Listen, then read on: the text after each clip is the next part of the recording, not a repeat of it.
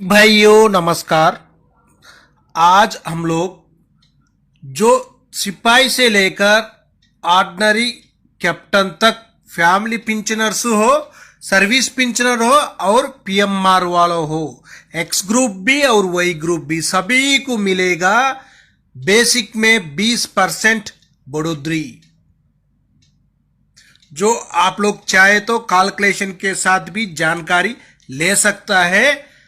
जो आपके लिए प्रूफ के लिए जो पिंचन स्लिप में मिला हुआ है 20% एडिशनल पिंचन, जो आपको प्रूफ के साथ पूरा जानकारी इस वीडियो को माध्यम से ले सकता है। आप लोग मेरा चैनल में नया आया होने से सब्सक्राइब कर लेना।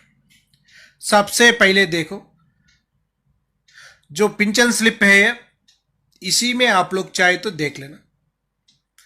इसी में उनका बेसिक भी है, उसका बाद जो एफएम में दिया हुआ है, उसका बाद नीचे देखना तीसरा कॉलम में एडिशनल पिंचन 8,713 रुपीज तक उनको एडिशनल पिंचन मिला हुआ है। उसीलिए तो मैं पिछला वीडियो में भी बहुत बार भी बताया है आप लोग को, जो एडिशनल पिंचन 100% मिलेगा, सभी को मिलेगा। इसमें आकर फैमिली पिंचनर्स को भी मिलेगा, सर्विस पिंचनर्स को मिलेगा, फैमिली पिंचनर्स को भी मिलेगा। आप लोग कृपया कर कर एक बार ध्यान दे लेना, आपका उम्र कितना हुआ है, जो उम्र का पकड़ कर ही जो आपको एडिशनल पिंचन मिलेगा उसका कैलकुलेशन के साथ सिपाही से लेकर सूबेदार मेजर तक टेबल है, उसी टेबल में एक बार जानकारी ले लेंगे। जो बेसिक OROP3 का बेसिक है, जो इसी में आकर सिपाही साहिबान के लिए 20% इंक्रीज होने से पेंशन में कितना बढ़ोतरी होगा वो जानकारी ले लेंगे। सिपाही साहिबान 15 साल सर्विस कर दिया, उनका बेसिक 20,325 होने से 20% बढ़ोतरी होने से 4,065 रुपीज तक बेसिक में ज्यादा मिलेगा, इसको डीए भी मिलेगा। नेक्स्ट 17 साल का सिपाही के लिए 20,463 रुपीज बेसिक होने से उनके लिए 20% का बढ़ोतरी होने से 4,092 रुपीज तक उनको बेसिक में बढ़ोतरी होगा। नायक साहिबान 15 साल 20,682 उनका बेसिक होने से OROP3 का मुताबिक उनको आकर 4,136 रुपीज तक बेसिक में बढ़ोतरी, ज्यादा बढ़ोतरी होगा। नायक साहिबान 22 साल 23,569 रुपीज उनका बेसिक होने से उनको 20% का बढ़ोतरी होने से 4,713 रुपीज तक उनका बेसिक में बढ़ोतरी होगा, ज्यादा मिलेगा, उसको डीए भी मिलेगा। इसी में टेबल में आप लोग आराम से जानकारी ले सकता है। आपका बेसिक और 20% से कैलकुलेशन करने से जो अमाउंट बन जाता है वही है आपका एडिशनल पिंचन। नेक्स्ट देखना हवलदार साहिबान 15 साल सर्विस करने से 21,988 रुपीज उनका बेसिक, 20% से कैलकुलेशन करने से 4,397 रुपीज तक उनका बेसिक में बढ़ोतरी होगा।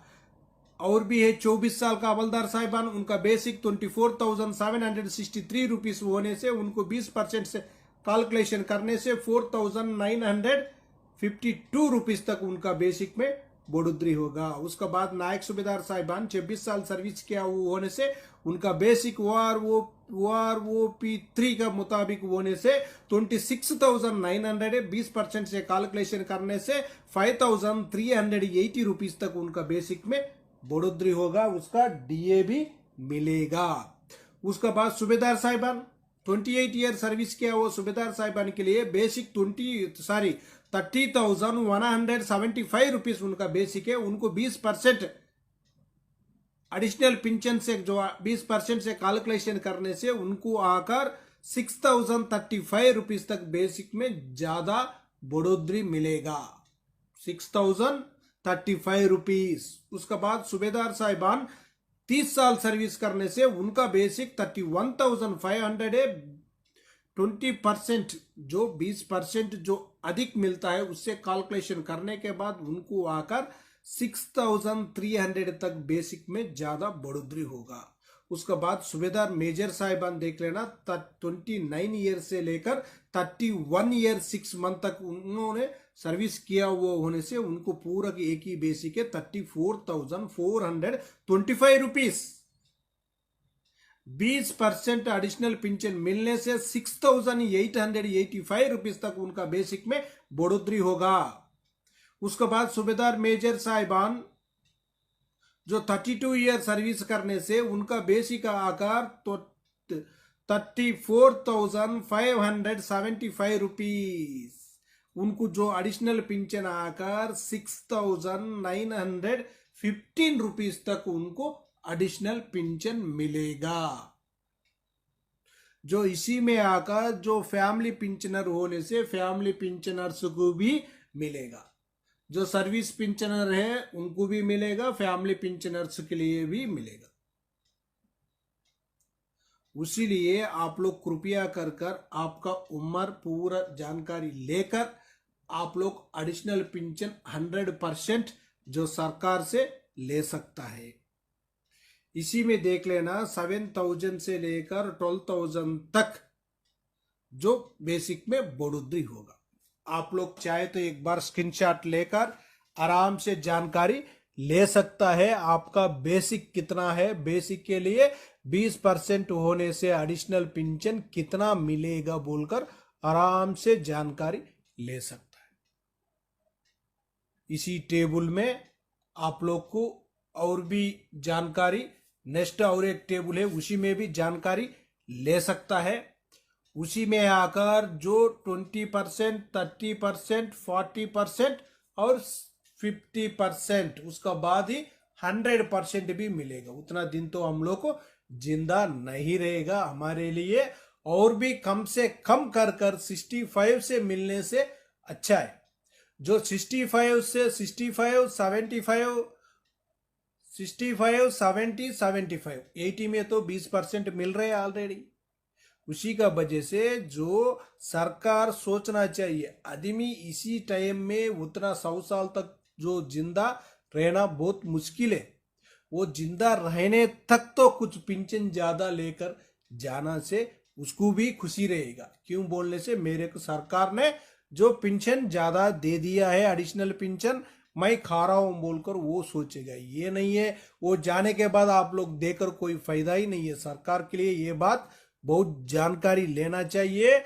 जो गवर्नमेंट का जो एम्प्लॉय है उनके लिए कितना हो सके उतना जो बेनिफिट्स मिलना बहुत जरूरी है, सरकार देना भी बहुत जरूरी है। इसका ऊपर जो 65 से 70 का जो बात चल रहे है उसी का ऊपर जो हमारा लिए जो पूरा अपना संगठन पूरा इसी का ऊपर दबाव डालना चाहिए सरकार का पास। जो दबाव पड़ने के बाद ही सरकार इसका कुछ ना कुछ फैसला लेगा। उसका ऊपर कोई दबाव ही नहीं पड़ने से सरकार इसका बारे में भूल जाएगा, सोचेगा ही नहीं है। ओके फ्रेंड्स, ये वीडियो आपको पसंद आने से सब्सक्राइब करो, लाइक करो, शेयर करो। आपका सब्सक्राइब लाइक हमारे लिए बहुत जरूरी है। हम लोग नेक्स्ट वीडियो में मिलेंगे। जय हिंद, जय भारत।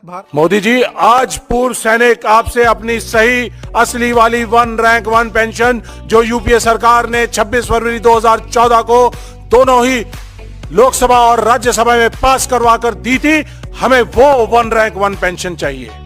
हमें कोई भी विसंगति 1 रैंक 1 पेंशन की नहीं चाहिए। हमें समान एमएसपी सभी जवान, ऑफिसर और जेसीओ की चाहिए। हमें डिसेबिलिटी पेंशन जो पहले थी वो डिसेबिलिटी पेंशन चाहिए। आपकी ये इंपेयरमेंट रिलीफ नहीं चाहिए। हमें देश के पूर्व सैनिकों के इलाज